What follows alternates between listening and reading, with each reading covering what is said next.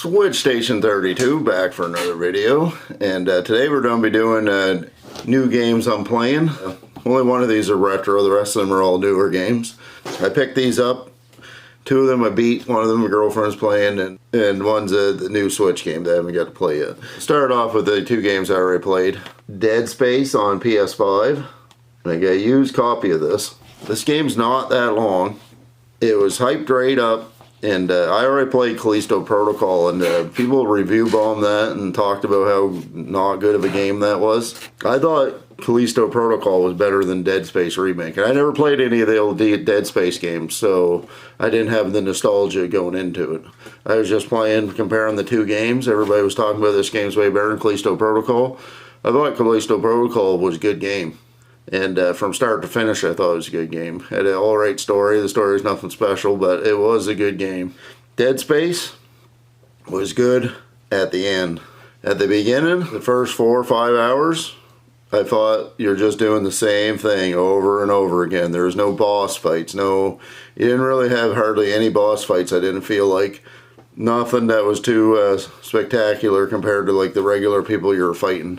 Dead Space really picks up towards the end of the game. The end of the game is really good, but the problem is it's a short game, and with a short game, they need to be good from the start to the finish, or you're not, to me, you're not getting your money's worth out of it.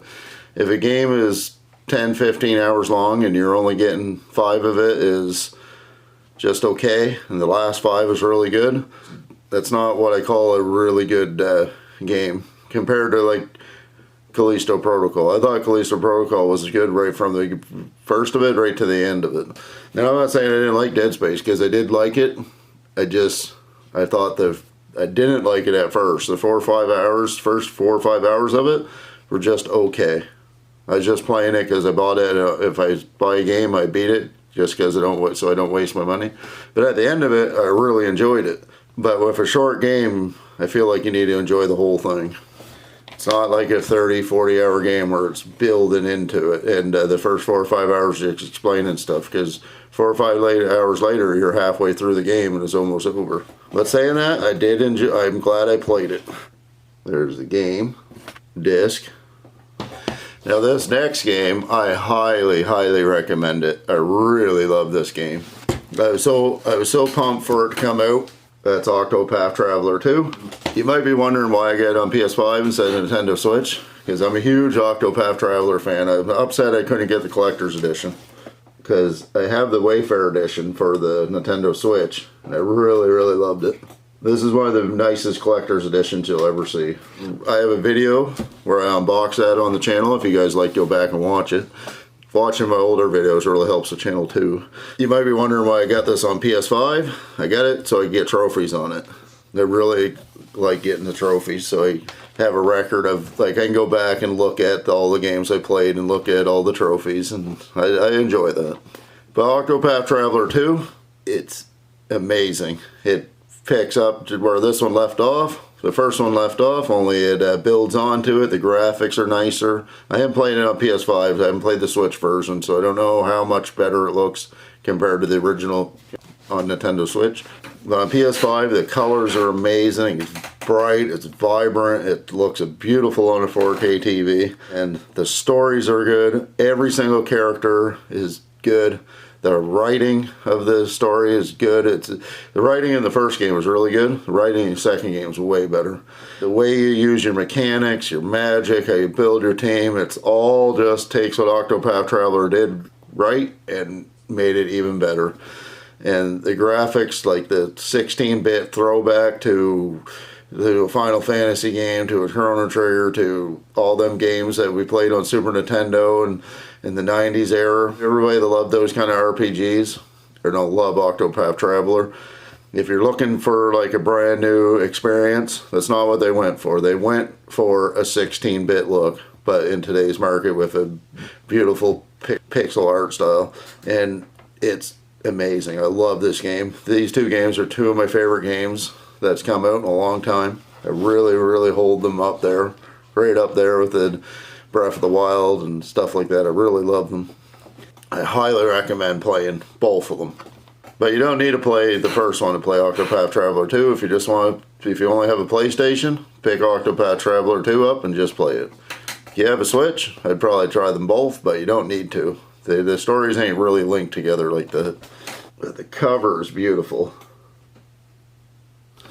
The collector's edition for it is beautiful too, but you have to get it off the Square Enix store, and if you miss your pre-order, you can't get it. So it's hard to get anything off the Square Enix store. I tried to get the Final Fantasy Pixel Remaster, but everybody knows what happened there. They released it while we were all sleeping over here in North America, and like I woke up early that day too. I get up at like 6 o'clock, 5:30 in the morning. Not because I knew that was happening. I just woke up that day, and went right on, and I tried to pre-order it, and I just couldn't get one. There was still some left when I woke up too, but by the time I put it in my cart and went out to the car and got my credit card and put my information in there, it was sold out. And I had it in my cart, and all I had to do was go out to the car and get my credit card and put that information in there, and I missed it and it sold it. Now this is a fail for an RPG. No art style in the box. This looks good though. And the back of it looks good. It has good goes over all your characters. The Nintendo Switch game, the Easter Bunny, brought my young fella for Easter, and he was really happy that the Easter Bunny brought him this, and so was I. This is a harder game to find too. This game might actually go up in value because there's the limited print in these. Metroid Prime Remaster, and I've never played this, so I'm excited. My little fella's excited too. There's the game. Back. Oh, I really like this.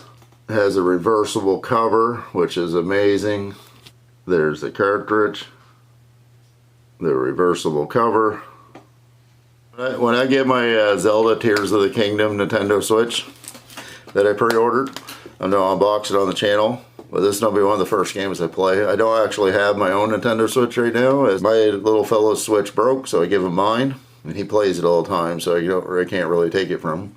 So I don't really have a Switch right now to play. So I'm going to play this game, or Metroid Dread. I haven't played that yet either. Before Zelda comes out, try to finish this game before Zelda comes out. As you know, I talked about it earlier, my girlfriend's trying to get all the Harvest Moon games. So she got this for Easter. Hometown Story on the 3DS. And we're collecting 3DS games, if you don't know. If you watch any of my other videos, I talk about it.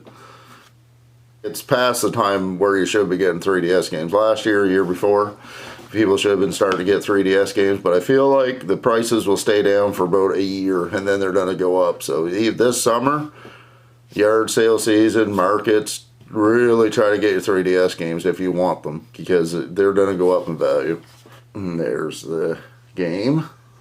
And it comes with a booklet.